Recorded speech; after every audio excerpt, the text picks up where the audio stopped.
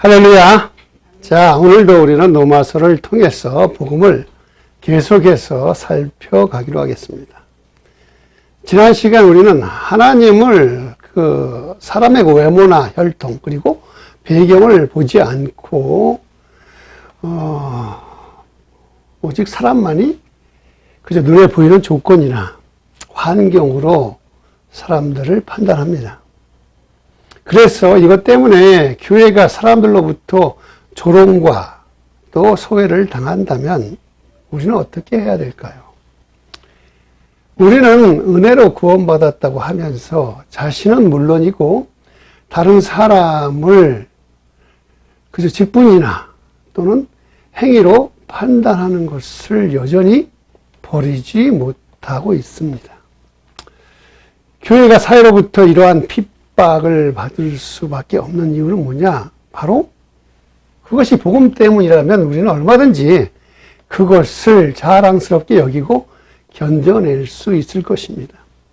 하지만 교회가 바람직하지 못한 모습을 세상에 내보이면서 서로 간의 그 시기와 질투 또한 이러한 당쟁으로 세상에 비춰지기 때문에 교회가 오히려 복음을 전하는, 복음을 전파하는데 방해, 즉 장애물이 되는 것처럼 보여지는 거예요. 그것이 바로 하나님의 이름을 부끄럽게 하는 일이고 주님의 복음을 막는 길이라고 할 수 있습니다. 자, 그래서 오늘 우리는 이 본문을 보면 지금 제가 말했던 이러한 상황들을 사도 바울도 유대인들에게 똑같은 상황에서 지금 책망하고 있는 것입니다. 사도 바울은 이 본문을 통해서 누가 과연 하나님의 거짓 백성이고 누가 하나님의 참 백성인지를 명백하게 지금 밝히고 있는 것입니다. 그래서 오늘 우리는 이 주제를 가지고 함께 은혜를 나누는 시간을 갖기로 하는 것입니다. 자, 그렇다면 먼저 유대인, 그들은 누구인가 하는 것부터 살펴보기로 하겠습니다.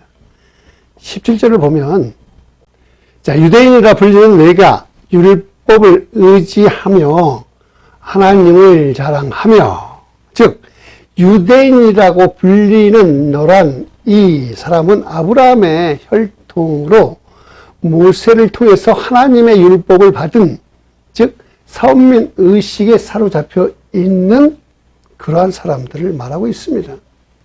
그들은 율법이 있기에 이 율법을 주신 하나님을 자랑하며 또한 그 율법을 의지한다고 말합니다. 계속해서 18절을 보면요. 율법의 교훈을 받아 하나님의 뜻을 알고 지극히 선한 것을 분간하며, 그래서 그 율법에 나오는 교훈에 따라서 하나님의 뜻을 알고 그것으로 선과 악을 구분할 줄 아는 그런 사람들이 바로 유대인들이라는 거예요. 그러면서 19절을 보면 맹인의 길을 인도하는 자요 어둠에 있는 빛이요. 자기들은 악으로 눈먼 자들을 선한 길로 인도하고 또 어둠 속에 있는 자들에게 밝은 빛이 된다라고 자기들은 생각하고 있는 사람들이지. 20절을 보면 율법에 있는 지식과 진리의 모본을 가진 자로서 어리석은 자의 교사요 어린아이의 선생이라고 스스로 믿으니. 자, 그렇기 때문에 유대인들은 율법에 있는 지식과 진리로 어리석은 자들을, 즉 유대인이 아닌 이방인들을 가르치는 교사고, 자기들 유대인들은요, 또한 어린아이 같은 이방인들에게 선생이 되는 것들이 자기 유대인들이라고 스스로 믿고 있는 사람들, 그런 사람들이 바로 유대인이라고 합니다. 하지만 이것은 어디까지 누가 그렇게 생각해요?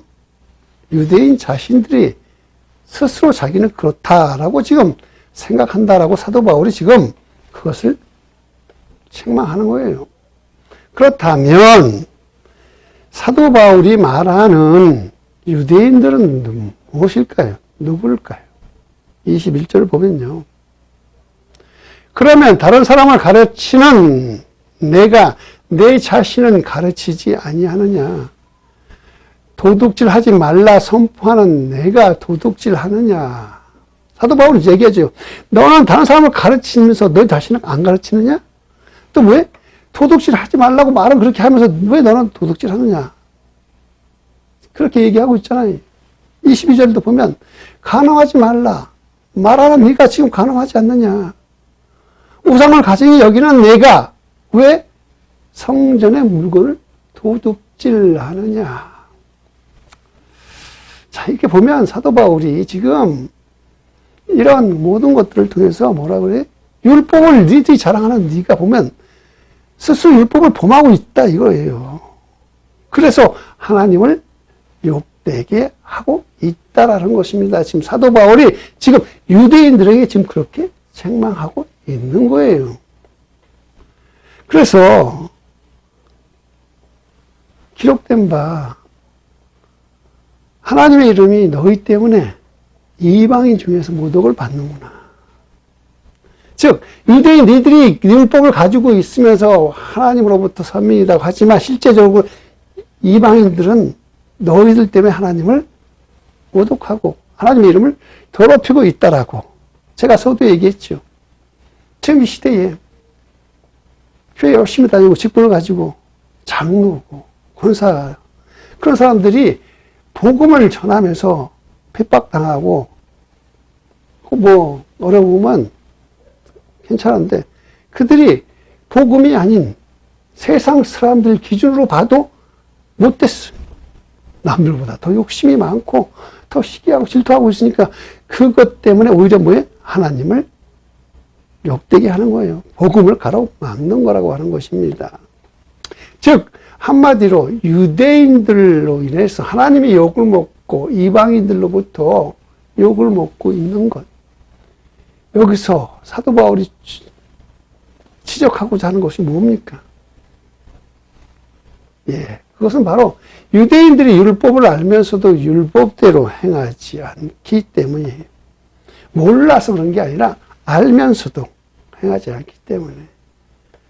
다른 사람들에게는 자기가 알고 있는 율법을 막 가르치면서 강해. 너는 이렇게 살아야 돼, 이렇게 살아야 돼. 그러면서 자기는 그렇게 살지 못하기 때문에 그래요. 자녀들한테 자기는 학교 다니면서 공부도 제대로 못 해놓고 너는 공부 잘해야 하는 거하고 똑같다라는 거예요. 그럼 자녀들이 그러면서 그 엄마 아빠 말을 순종할까?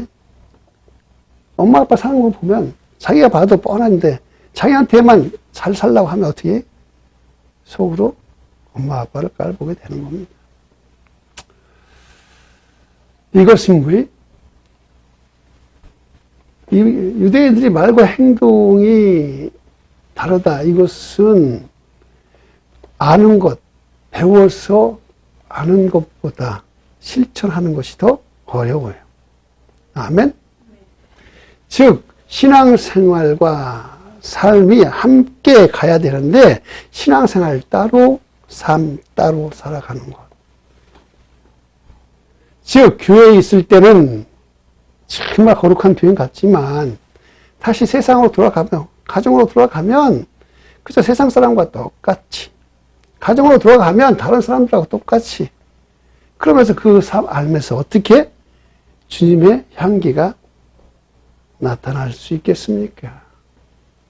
이런 사람들 때문에 예수님이 욕을 먹고 복음이 전파되지 않는다라는 것입니다. 하나님의 사랑을 세상의 의리보다도 가치가 없게 만드는 사람들이 그러한 사람들이 차라리 복음을 몰라도 의리 있는 사람들은 그렇게 살지 않아요. 근데 복음을 안다고 하는 사람들이 세상의 의리보다도 못하게 살아가고 있으니 이것이 얼마나 안타까운 일입니까? 하나님께서 왜 유대인에게 율법을 주셨는지 우리가 지난 시간에 함께 알아봤잖아요. 그것은 뭐예요? 유대인들은 율법을 받음으로 해서 하나님 나라의 질서를 지켜가면서 살아가는 믿음의 사람처럼 표본, 즉 본이 되게끔 하나님께서 선택했는데, 그래서 그들에게 하나님의 율법을 지켜서 세상 사람들로 하여금 하나님의 사람들은 저렇게 살아가는구나 하고 보고 지켜 행하게끔 하려고 했는데 그들이 그렇게 살지 못하니까 오히려 하나님의 복음을 가로막는 결과가 나타나는 겁니다. 즉 하나님의 백성은 어떻게 살아야 돼? 말씀을 받지 못하는 사람들보다 더 하나님의 말씀에 순종하며 살아가는 모습으로 오히려 더 힘들지만 그렇게 살아가야 하는 것입니다. 하지만 유대인들은 그저 특권 의식만을 자랑하고 율법을 지켜야 하는 사명을 저버렸기 때문에 하나님께서는 유대인들에게도 그렇게 고난과 또 훈련을 통해서 연단시키셨다는 것을 우리는 깨달아야 하는 것입니다. 아멘. 자, 그렇다면 사도 바울은 왜 유대인들이 저렇게 되었을까? 무엇이 저들로 하여금 사명은 다 내다버리고 특권의식만 가지고 이방인들을 무시하며 살게 되었을까? 그것은 뭘까요? 바로 할례 의식 때문이라고 하는 것입니다. 자, 보시면 유대인들이 왜 저렇게 됐을까? 25절을 보면요. 내가 율법을 행하면 할례가 유익하나 만일 율법을 범하면 내 할례는 무할례가 되느니라. 유대인들이 이방인들과 다른 가장 큰 이유는 뭡니까? 그들이 그렇게 자랑해요. 우리는 할례 받은 민족이라는 거예요. 할례. 즉 유대인들은 할례를 아주 중요하게 여기는 사람들이에요. 왜냐하면 할례는 하나님과 아브라함으로부터 맺은 그 언약의 징표이기 때문입니다. 그래서 할례를 받는 사람은 하나님의 언약의 백성의 일원, 즉 멤버가 되었기 때문에 하나님께서 그것을 보증해 준다라고 믿기 때문에 그렇습니다. 그래서 유대인들은 이 할례가 있어서 하나님의 심판도 피해갈 수 있다라고 자신들을 거룩하게 만들어 주신다라고 착각하며 산다는 거예요. 할례 의식이 그 사람에게 심판을 피해가게 해주지도 않고 또한 그 사람들을 거룩하게 해주지도 않아요. 할례는 하나의 뭐예요? 징표일 뿐이 아까도 얘기했지만 복음을 즉 율법을 받은 자로서 하나님께서 징표로 주신 게 할례라는 거예요. 근데 사람들은 이 할례가 마치 특권의식인처럼 나는 할례를 받았기 때문에 이제 하나님은 심판 안 하실 거야. 나는 할례를 받았기 때문에 그냥 뭐예요? 막 살아도 하나님은 나를 용서하실 거야. 아니죠. 하지만 여기서 사도 바울은 아주 유대인들에게 단호하게 말하죠. 자, 율법을 행해야 할례도 가치가 있다라는 거예요. 그래서 율법을 범하면 아무리 할례를 받았다 할지라도 그것은 가치가 없다라고 말합니다. 자, 26절을 보면 그런즉 무할례자가 율법의 규례를 지키면 그 무할례를 할례와 같이 여길 것이 아니냐. 자, 이것은 무할례자, 즉 이방인들이 할례를 받지 않았어도 율법을 지키면 할례 받은 자와 똑같이 인정받는다라는 것입니다. 자, 27절을 보면 또한 본래 무할례자가 율법을 온전히 지키면 율법 조문과 할례를 가지고 율법을 범하는 너를 정죄하지 아니하겠느냐. 자, 사도 바울은 한 걸음 더 나가서 할례와 율법을 소유한 유대인들이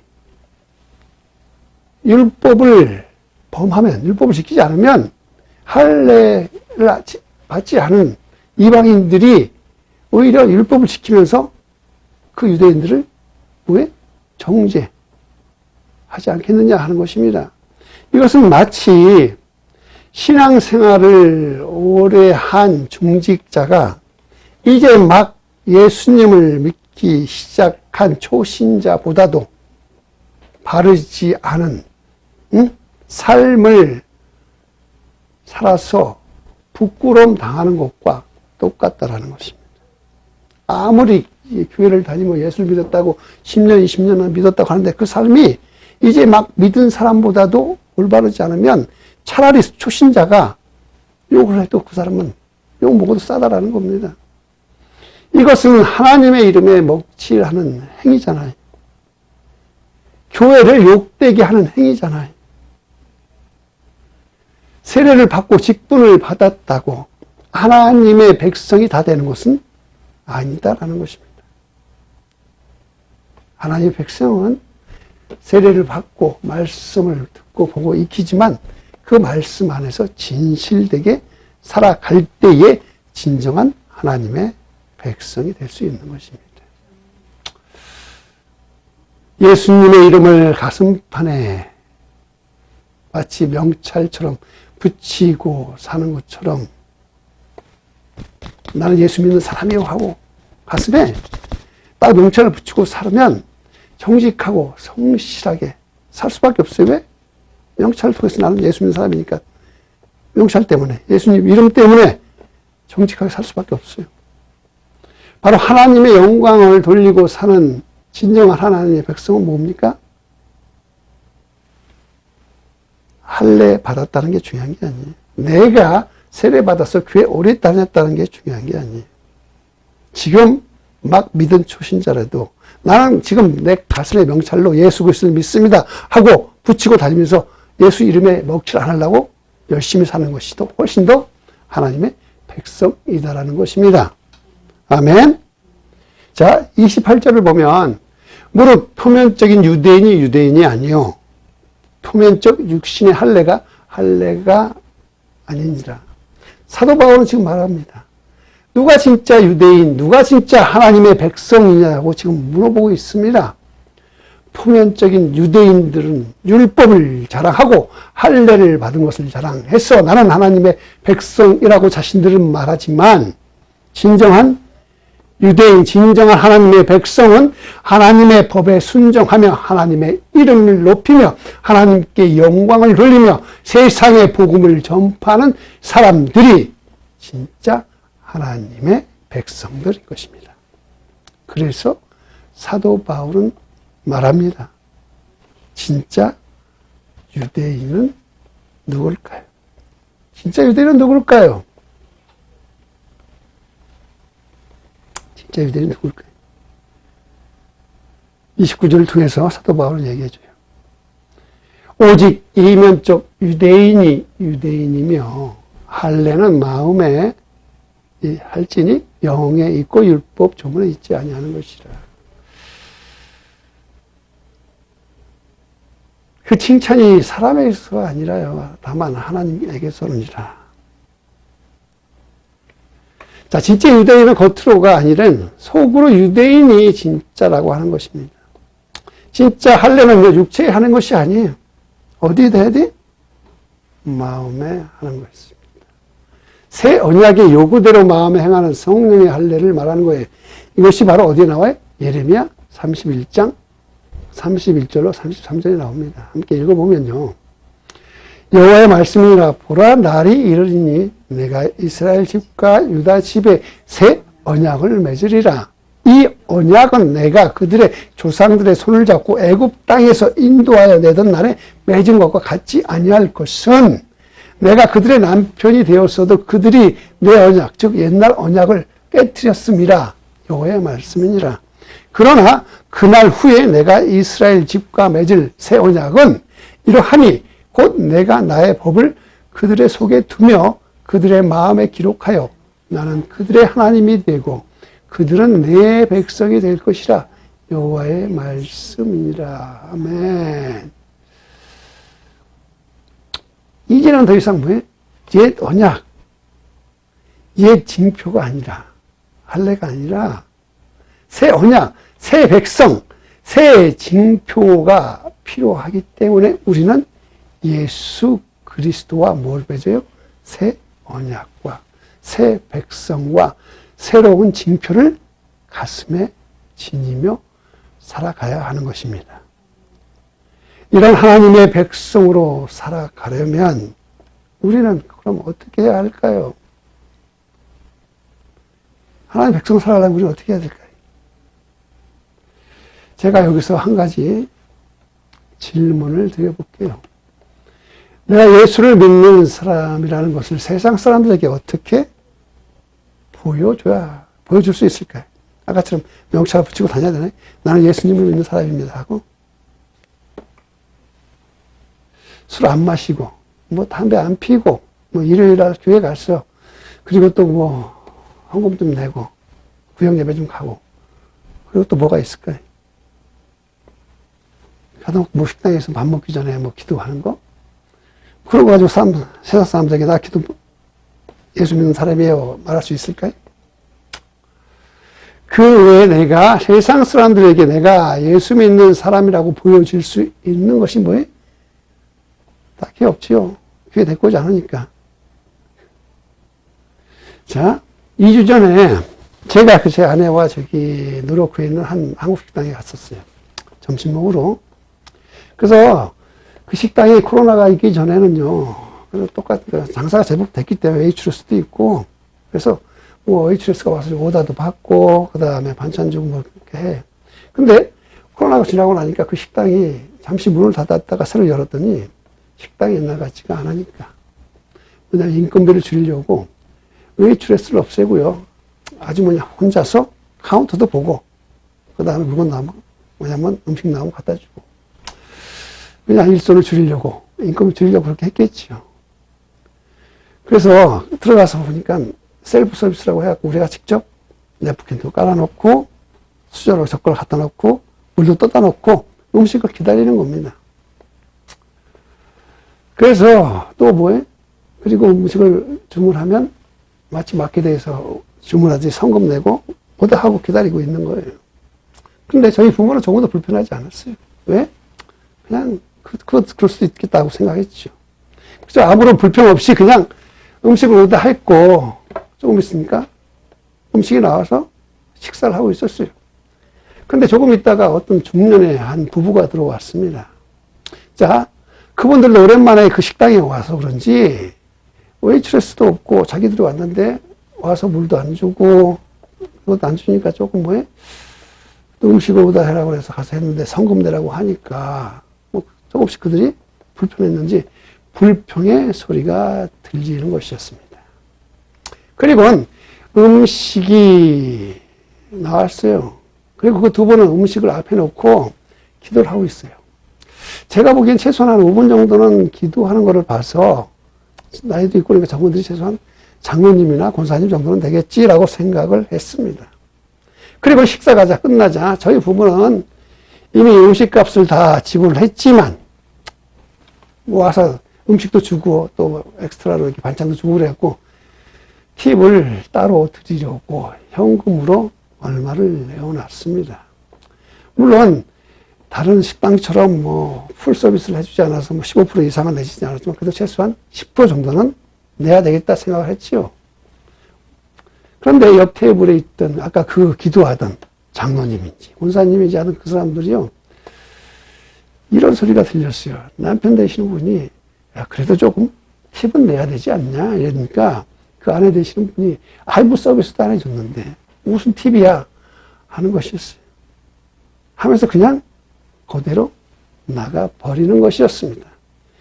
그러자 제가 갑자기 부끄러워지기 시작을 했어요. 그렇다면 아까 밥 먹기 전에 그렇게 기도하지는 말지. 그냥 조용히 밥 먹고 갔으면 저 사람이 크리스찬인지 아닌지는 모를 텐데 사람을 다 보는데 5분 가까이 그렇게 기도하면서 누가 봐도 저 사람 크리스찬이구나 했는데 그 모습을 아주머니가 보았다면 과연 그 아주머니가 예수 믿고 싶은 생각이 생겼을까요? 예수를 믿는 것처럼 보이지만 실제 삶 속에서는 믿지 않는 사람들과 다를 것이 없다면 자기는 하나님 앞에 나는 그래도 하나님 믿으니까 밥 먹기 전에 기도해요 하지만 그들의 삶을 통해서 주위에 있는 사람들한테 예수 믿는 사람의 모습이 보여줬을까요? 유대인들이 이방인들을 욕하지만 실제적으로 그 유대인들의 삶은 이방인들보다도 더 못했어요. 더 나았던 것이 하나도 없었기 때문에 사도 바울이 이처럼 유대인들을 책망해. 니들 율법을 알고 율법을 받고 할례 받았지만 니들이 사는 거 보면 이방인들보다 못해라고 지금 이야기하고 있는 겁니다. 그것을 지금 우리에게도 들려주고 있는 거예요. 예수 믿어요? 교회 다녀요? 그런데 삶은 왜 믿지 않는 사람들보다 더 못합니까? 더 이웃을 사랑해주고 어려운 사람들을 더 안타깝게 생각해서, 근데 자기가 조그만 손해도 보기 싫고 세상 사람들보다 더욱더 욕심만 많아가지고, 우리는요 예수 믿기 때문에 남들보다 더 뭐해? 질서를 잘 지켜야 돼요. 예수를 믿기 때문에 남들보다 양보도 잘 해야 됩니다. 예수를 믿기 때문에 남들 흉볼 때 우리는 흉보면 안 됩니다. 예수를 믿기 때문에 양심이 가책되는 그런 일 하면 안 되는 것입니다. 그래야 그것이 하나님의 백성으로 살아가는 것입니다. 교회가 복음 때문에 조롱과 핍박을 받는 것이 아니라 이러한 성도들이 모여서 부끄럽게 만들고 있기 때문에 교회가 욕을 먹고 예수님의 망신을 당하고 하나님의 이름에 몫을 하는 것이라는 것을 우리는 깨달아야 하는 것입니다. 깨닫게 되기를 주님의 이름으로 축원드립니다. 함께 기도하시겠습니다.